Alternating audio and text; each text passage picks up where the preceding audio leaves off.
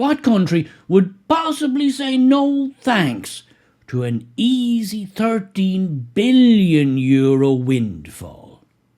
Why, Ireland, of course. Yes, indeed, this is the hot button topic of today and possibly this week and possibly into the future. It's something akin to what you might have seen back on Ripley's Believe It or Not back in the day. So let's get the summation out of the way first. Basically, Ireland has been playing footsie with Apple and various other global corporations for the past number of years, doing all kinds of, shall we say, creative deals on the taxation front in order for them to run their profits, or a large portion of their profits, through our jurisdiction. Now, the EU, whilst at first, or for a time, turning a bit of a blind eye to this creativeness, eventually came down the heavy. And apart from scolding Ireland for engaging in such nefarious activities, which quite frankly made everybody look bad, they slapped a hefty bill on Apple Corporation for what they deemed was underpaid tax revenue to Ireland, which amounted to €13 billion, give or take. Now, the Irish government vehemently opposed this ruling by the European Commission and their court system and said, no, there's no foul here. We don't want the money from Apple. There's been no skullduggery. We appealed the decision, which they did, and they won. They won the appeal. So they thought, that's great, everybody go back to as you were. But the EU, not to be outdone, because the EU rarely is outdone in matters like this, went to the highest court, and yesterday or the day before they won that case, meaning that Apple was once again on the hook for this €13 billion that the Irish government seemed desperate to try and not take. Now, I know what you may be thinking. What the hell is going on here? A government not wanting to take an easy €13 billion? But yes, that's exactly the case. The Irish government fought tooth and nail to not have to take the money. So how could this utterly crazy, surreal situation even ever come into being? Well, I'll tell you how, at least as I understand it. You see, a few years ago and over the years, the Irish government was always on the lookout for any and every way it could possibly find to make cheap and easy money in any way it could. If there's one thing the Irish government loves, it's money. The easy kind. Why do you think we joined the EU? We thought we were joining for cheap and easy money and cheap and easy credit. And indeed, that's what we got for a while. And now we've just ended up with limitless immigrants.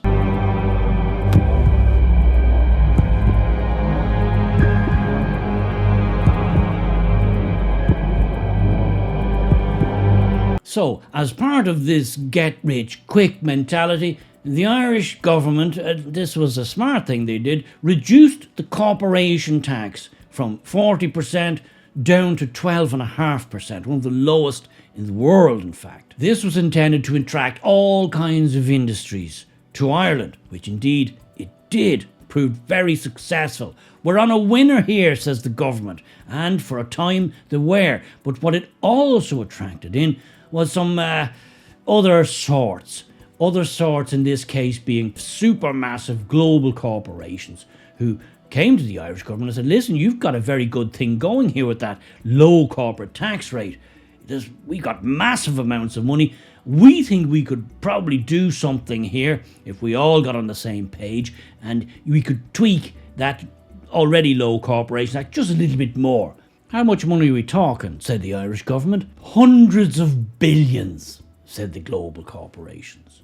At which point, the Irish government swooned in pure ecstasy. One such possible suitor turned out to be the supermassive global corporation we all know as Apple, and they seemed very interested in doing business with the Irish. So, said the Irish government, what could we possibly do to make this all happen? If a tax code could be designed that specifically suited you and your needs, hypothetically, what would such a tax code look like? Well, Apple, who has some of the brightest minds on the planet working for them, went away and designed a tax code that exactly suited what they wanted to do. They then showed it to the Irish government and said, listen, it would probably look something very like this here. Well, said the Irish government, that looks all very windswept and interesting. They then practically cut and pasted it into the Irish tax code, and a legend was born. Apple would only end up paying around 1% in any kind of real tax for a lot of the IPs and various other things, essentially funneling money through Ireland that Ireland had nothing really to do with in any real sense. It was, to use a somewhat crass phrase, a kind of glorified money laundering operation, but on a global scale. From the Irish government's point of view, why, even a mere few crumbs from the table of the giant almighty Apple Corporation would be huge for a small country like us. Imagine the things we could do. Why, we could build the most amazing bike sheds in the world.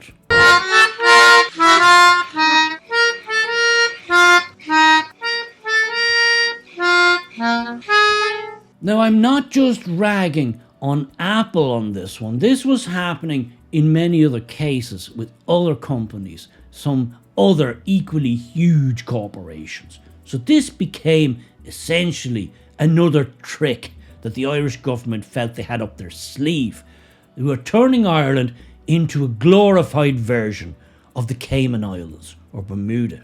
And the added bonus for people like, say, Apple or Pfizer or whoever else was involved in these creative enterprises was they got to have the veneer of respectability, because if you're a big, massive global corporation, optics are everything. Your reputation is everything. They have whole departments that are just geared to controlling, in as much as they can, how people see them, how the world views them. So, if you say, for example, you're a massive corporation and you have to say, or your CEO has to say in some interview or press conference, well, where's your European headquarters? Well, if you say the Cayman Islands, it looks and sounds pretty dodgy. It just doesn't sound right. It sounds dodgy because it is dodgy. But if you happen to say, well, we're headquartered in Ireland's capital, Dublin, well, all of a sudden, that's perfectly fine. Who doesn't love the Irish? Ireland, it's a wonderful place with wonderful people and wonderful scenery. Why, it's all completely above board. It sounds marvellous. Why wouldn't you have your headquarters there, would be the argument. But we all know it had nothing to do with leprechauns. It had nothing to do with green fields, cows, the Irish people, how wonderful they are, the great weather. It had nothing to do with any of the above. It had to do with two things. One, paying almost no tax, and two, being able to stick your chest out in interviews and across the world in your press releases and glossy brochures and say, we support Ireland, we're headquartered there, we love the Irish, we're part of the Irish community, we're part of the Irish economy, and proud to be so. To which the crowd will erupt in cheers of support. But there was one slight snag, and that is that, as I've said many times and in videos on this channel, Ireland is no longer an actual country. Ireland is no longer, in any real sense, to my mind, a sovereign nation. All those things we used to be able to do on our own behalf, well, we kind of signed away those rights. We signed all that away to our overlords in Brussels, the EU. Ireland today is little more than a county, perhaps a province, of the Empire of Europe. Now, whilst our EU overlords in Brussels were prepared to let this, shall we say, creative skullduggery slide for a period of time, there was always going to come a day of reckoning. Perhaps they left us alone during the whole Brexit debacle, where they were essentially using Ireland as the tip of the spear to stab at Britain at every opportunity. But whatever the reasons were, that day of reckoning eventually came. And they looked at Ireland and thought, we can't have this. This is all wrong. This is rogue-like material. This is banditry dressed up in genteel terms. The EU, in no uncertain terms, told the Irish government, you got to stop this skullduggery. Now, you've had your fun. You've made a few quick and easy bucks out of it. But you're making us all look bad. How can we, as the world's foremost empire, stick our chests out like a proud peacock, telling everybody how moral and upstanding we are, if we have little shitheads like you running around acting like the Cayman Islands? Why, it just won't do. Screw off, said the Irish government. We're doing all right, Jack. Awash in Apple and Pfizer and Microsoft's easy cash. Leave us alone, will you? Sorry, no can do, said the EU bureaucrats as they quickly produced the contract where Ireland had signed away its very soul. According to our calculations, and we know about these things, we think Apple owes you 13 billion euros in short paid taxes. How do you like them apples? Of course, this caused great consternation in the halls of power in Ireland, and I use the term halls of power loosely in this case, as there's very little power in them. Why, this will lay bare the whole scheme. This will just blow the lid off the whole scam. It's going to send a message out to all the global corporations that we're doing creative things with, that there's no point in talking to us. There's no point in going to Dublin in your private jets and discussing these creative deals with us here in the Irish government, because we're not really a government at all. We're a pretend government. Anything we say can just be countermanded, overruled, thrown in the dustbin. We're just cosplayers. We're just county councillors. You can't even take us seriously. So are you beginning to see why they desperately didn't want to take that, albeit enticing, 13 billion euros? It was going to blow the lid off the whole rotten scam, and at the same time expose the lie that we are a sovereign nation, that our government has control of bugger all outside of fixing potholes and changing bulbs in the streetlights should they blow out. And what's even scarier is, according to major economists, of our corporate tax receipts, 60% are made up by only 3 corporations.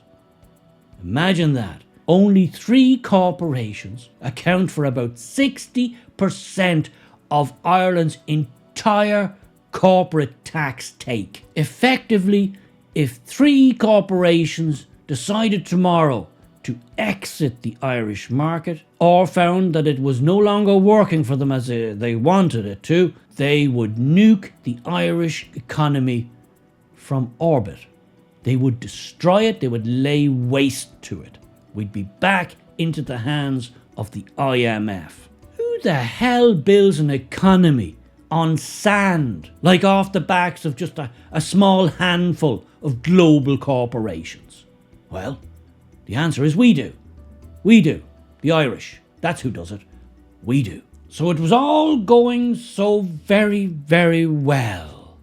And the Irish government thought they'd found El Dorado, a cheap and easy way to make endless amounts of easy peasy money without having to do anything.